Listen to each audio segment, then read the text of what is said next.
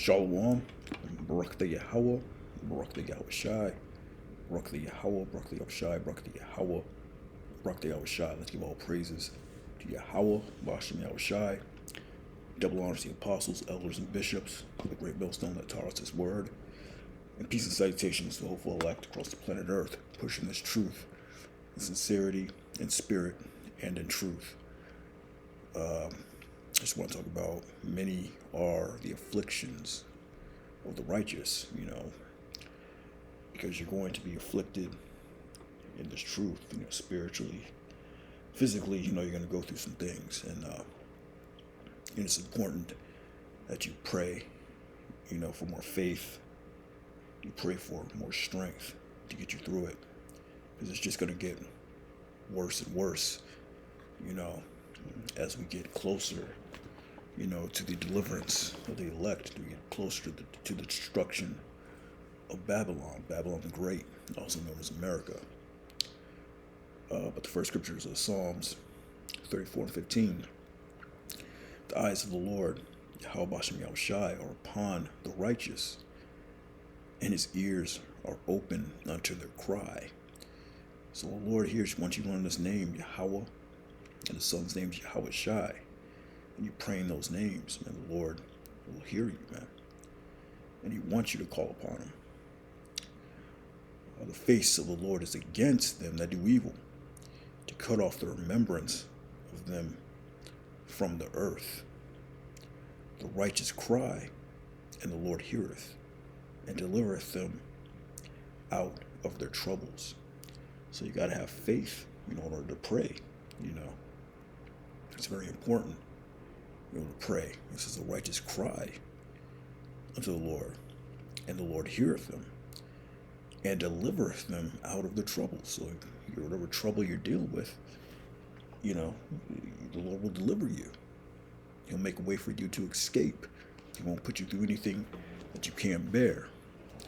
And it's very important that you pray for a strong mind, because that's one of the main tools that Satan, these demons use, is to get into your head, and that will mess you up, man. There's been guys that have fallen out of the truth over that, A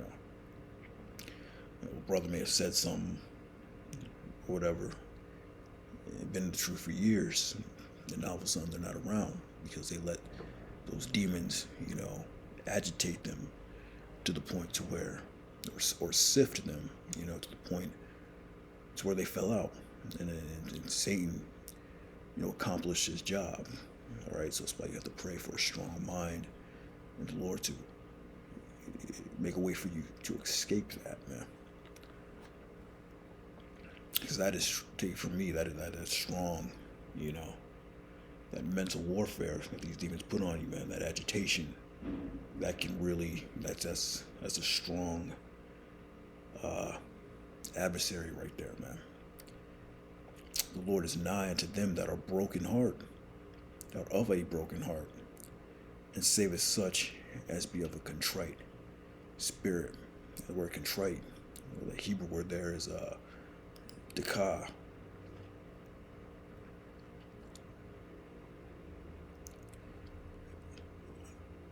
Dekah means to crush, or crushed, literally like powder, or figuratively. The contrite spirit, obviously that's figuratively, be crushed spiritually. It also means to have, a broken spirit. Look that word up in the etymology online. It means broken in spirit by sense of guilt, conscience stricken, resolved to not sin again. Broken in spirit, that you went off, and you're in this flesh, and you keep going off, man. The ones that are broken in spirit by that. Because you're not going to get the law, 100%. Scriptures say, let not your sins weigh you down, Many are the afflictions of the righteous, but the Lord delivered him out of them all. So it's very important, that you stay close to the waters, close, to the name, through prayer, and spirit, and in truth, man. Because that's the only way it can escape these afflictions, the spiritual ones as well as, the physical ones.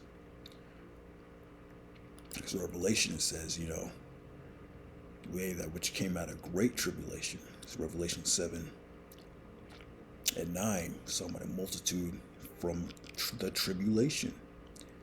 In the book of Revelation, the 7th chapter, it goes into the 144,000. This is Revelation 7 and 9. After this I beheld, and lo, a great multitude. It's the same multitude that Ezra saw, which no man could number, out of all nations, kindreds, and people, and tongues. That's talking about Israelites, out of all different nations, because Israel was scattered amongst all nations. The Israelite foreigners. Israelites, that's why it says out of all nations, but it's not talking about the heathen Gentiles or the heathen nations. It's talking about the Israelite foreigners. He says, after this I beheld, and lo, a great multitude, which no man could number, of all nations, and kindreds, and people, and tongues, stood before the throne, and before the Lamb, clothed with white robes, and palms in their hands. Yeah, the elect. We scroll down to verse 14. And I said unto him, Sir, thou knowest. And he said unto me, These are they which came out of great tribulation, and have washed their robes, and have made them white in the blood of the Lamb. Can you look up that word? Tribulation. Well, the Greek word is thalipsis. Thalipsis. Strong's G 2347. Thalipsis. Thalipsis. Thalipsis. It means oppressing, pressing together, a pressure, oppression, affliction, tribulation, distress, and straits. So a pressure, man. So it definitely is a pressure, man. He's applying, Satan, these demons, they're applying much pressure on you when you come into this truth. You make of yourself a prey. And the longer you've been in it, the harder it gets. Because they're pressing you, Like what Jake likes to say, well, I got pressed, these guys came up and pressed me, or pressure, applying great pressure to you, man, constantly. This is oppression, affliction, you just read. Many are the afflictions of the righteous, so you're going to be afflicted in this thing, man. Distress and straits. A lot of distress in this thing, man. Burdens, persecution, trouble. All of that is waiting for you, when you come into this truth. But what did the Lord say? He said, many are the affliction of the righteous, but the Lord delivereth him out of them all. Okay? So just like how Yahushua prayed for Simon, you have to pray, for yourself, that the Lord will deliver you from these afflictions and these thoughts, to get you through another day in this truth, man, so you don't up and just walk away in this thing, man, so that you can endure unto the very end. That's the goal. Because of the narrow and wide gates, man. It's not going to be a cakewalk to the kingdom. This is Matthew 7 and 13. Enter ye in at the straight gate, just like we read in Revelation. Straits. That word straight. The path of difficulty. Like a straight jacket, for people who are you know, mental institutions. They put them in straitjackets to keep them, you know, bound up so they're not hurting themselves and others. So we just read tribulation, the Greek word, means straits. So it says, enter ye in at the straight gate. So, you know, there's no other way. For wide is the gate, and broad is the way that leadeth to destruction. So that broad way, that wide way, that easy way that these other camps like to push, that the church, you know, the Christian church like to push, prosperity pimps, all that. That's the broad way. And that's the way that leads to destruction, man. So whatever is brought upon you, take it cheerfully. Because enter ye at the straight gate. For wide is the gate and broad is the way that leads to destruction. And many there be which go in thereat. Because straight is the gate, and narrow is the way which leadeth to life. And few there be that find it.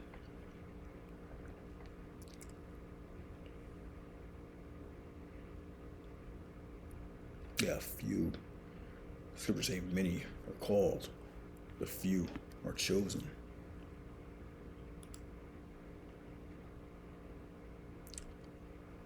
This is the book of Luke 22 and 31. And the Lord said, Simon, Simon, behold, Satan hath desired to have you, that he may sift you as wheat. But I have prayed for thee, that thy faith fail not. And when thou art converted, strengthen thy brethren. Yeah, man, so you have to pray for the brethren, and also pray for yourself, that your faith not fail, and to give you strength, mainly that mental strength, because it's a mental battle. You look up that word sift in the Greek.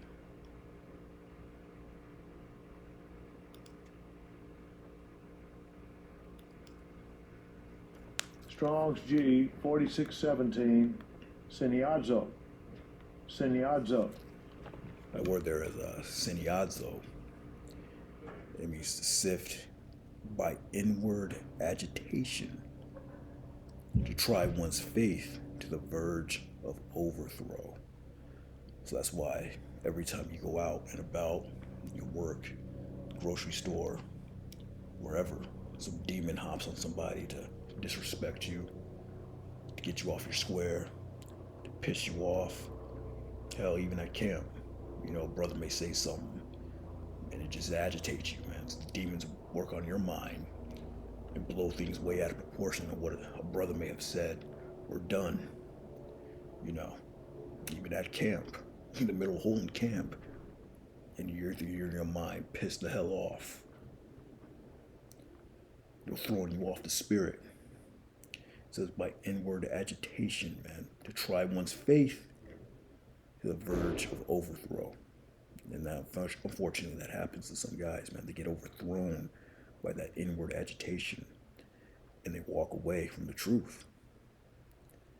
You know, whether it be through grudges, or whether it just be, you know, Satan taking over their mind, man. But that inward agitation, that's the biggest weapon, you know, that Satan has in this thing, their mind. That's why you have to pray for strength, just like as the Lord prayed for Simon, you know, that his faith not fail, so that his faith wasn't overthrown, man.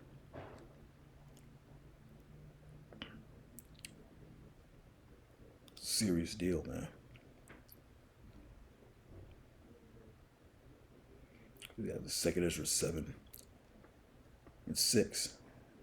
There's also another thing. A city is builded and is set in a broad field. It is full of good things, you know, the kingdom.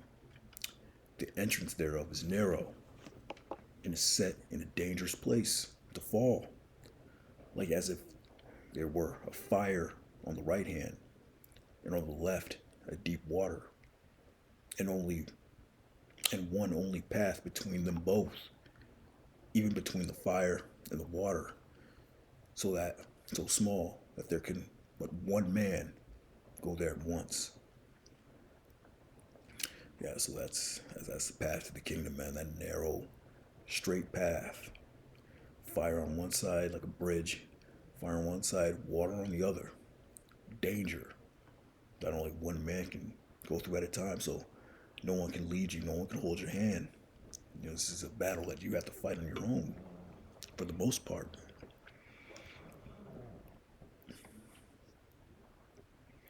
So thin only, one brother can make it at a time, man. No one can walk side by side, you know. If the city now were given unto a man for an inheritance, if he never shall pass the danger set before it, how shall he receive the inheritance? So you're gonna have to pass through that danger. You're gonna have to go through the trials and tribulations. The beginning. This is just the beginning of sorrows, man. These earthquakes, all these prophecies that are coming to pass. The time of Jacob's trouble, because you still got that main test. That mark of the beast, and that chip, the hour of temptation. So you got to build up your faith, so that you can get through that. He that endureth unto the end, the same shall be saved, even if you're thrown in prison or death. You know.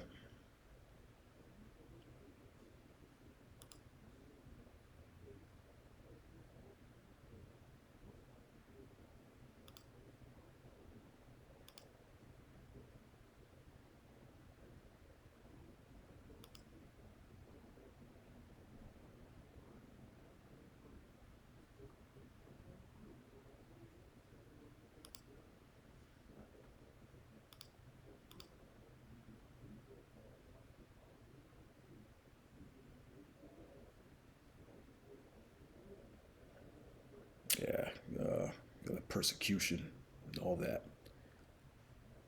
That's still coming. So you want to build up your faith so that you can go through these things and pass these final last little tests out here, man, so that you can receive the kingdom. But that greatest weapon that you have against Satan and his sifting is prayer. You have the names Yahweh, Wah Yahweh Shai. Psalms 55 and 22. Cast thy burden upon the Lord, and he shall sustain thee. Again, the Lord shall deliver you. He will sustain thee. He shall never suffer the righteous to be moved.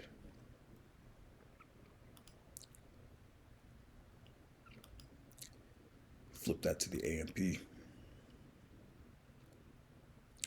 Cast your burden on the Lord. Release it, and he will sustain and uphold you. He will never allow the righteous to be shaken, slip, fall, or fail. Your faith can never fail. If you stay with the Lord, man, you stay close to these waters, you stay close to the truth. You pray for strength, pray for a strong mind. The Lord won't let you fall, slip, or fail.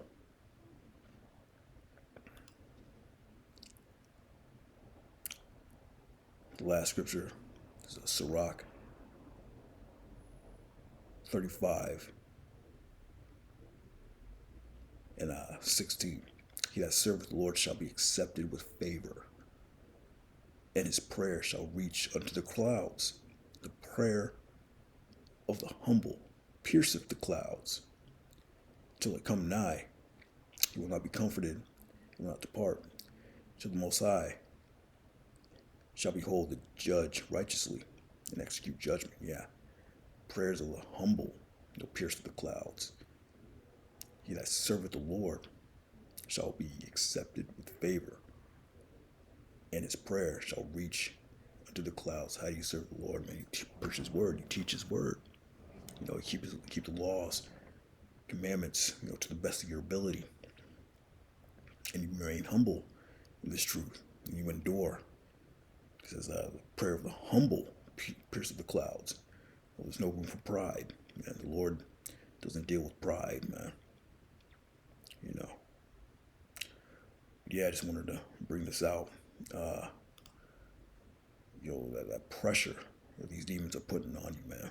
Something I've been dealing with all week, man. That mental pressure, that tribulation, it's this real thing. But you gotta, let the righteous cry, and the Lord heareth. Many of the affliction of the righteous, but the Lord delivered him out of them all. And that's the comforter, man. It's a marathon. This isn't a sprint. It's a marathon. But you got to use the tools that the Lord gave you, to get through it. But with that, shalom.